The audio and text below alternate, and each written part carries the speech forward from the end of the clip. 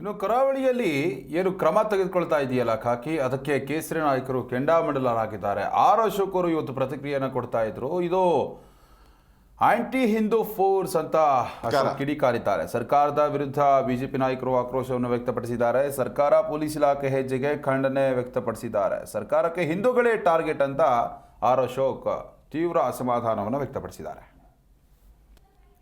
Force ಅಷ್ಟೇ ಇದು ಈಗಾಗಲೇ ಶುರು ಮಾಡಿದ್ದಾರೆ.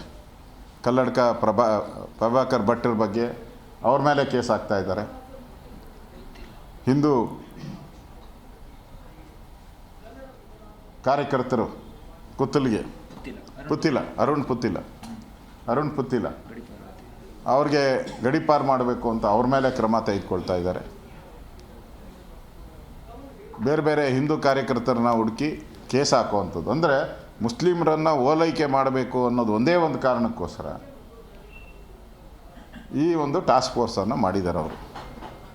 ಇದರಿಂದ ಇನ್ನಷ್ಟು ಗಲಭೆಗಳು ಜಾಸ್ತಿ ಆಗ್ತೈತೆ ಹೊರತು, ನೀವು ಕಾಂಗ್ರೆಸ್ ಅವರು ಕೋಮುವಾದಿ ಮುಸ್ಲಿಮರಿಗೆ ಬೆಂಬಲ ಮಾಡೋಕ್ಕೆ ಹೊರಟ್ರೆ ಇದು ಇನ್ನೂ ಇಲ್ಲಿಗೆ ನಿಲ್ಲಲ್ಲ. ಇನ್ನು ದೊಡ್ಡ ಮಟ್ಟದಲ್ಲಿ ಗಲಾಟೆಗೆ ಕಾಂಗ್ರೆಸ್ ಸರ್ಕಾರನೇ ಪ್ರೇರಣೆ ಆಗ್ತದೆ. ಕಾಂಗ್ರೆಸ್ ಸರ್ಕಾರ ಚಿತಾವಣೆಯೇ ಕಾರಣ ಆಗ್ತದೆ. ಅದರಿಂದ ಸೌಹಾರ್ದ ವಾತಾವರಣ ಮಾಡಿಸೋದ್ರ ಬದಲು ಇನ್ನಷ್ಟು ಕೆರಳುವ ರೀತಿ ನಿಮ್ಮ ನಡೆನುಡಿಗಳಿದೆ. ಹಿಂದೂ ಕಾರ್ಯಕರ್ತರ ಮೇಲೆ ಕೇಸ್ಗಳು ಹಾಕೋದು ಖಂಡನೀಯ. ಈ ಥರ ನೀವು ಮಾಡಿದ್ರೆ ಭಾಳ ದಿನ ಇರೋಲ್ಲ. ನೀವು ಆಲ್ರೆಡಿ ಅರ್ಧ ಆಯುಸ್ ಮುಗ್ದೋಗಿದೆ ನಿಮಗಿನ್ನು. ಇನ್ನು ಅರ್ಧ ಆಯುಷೇ ಇರೋದು ಈ ಸರ್ಕಾರದ್ದು. ಇದೆಲ್ಲ ನಿಮಗೆ ಮತ್ತೆ ರಿಪೀಟ್ ಆಗ್ತೈತೆ.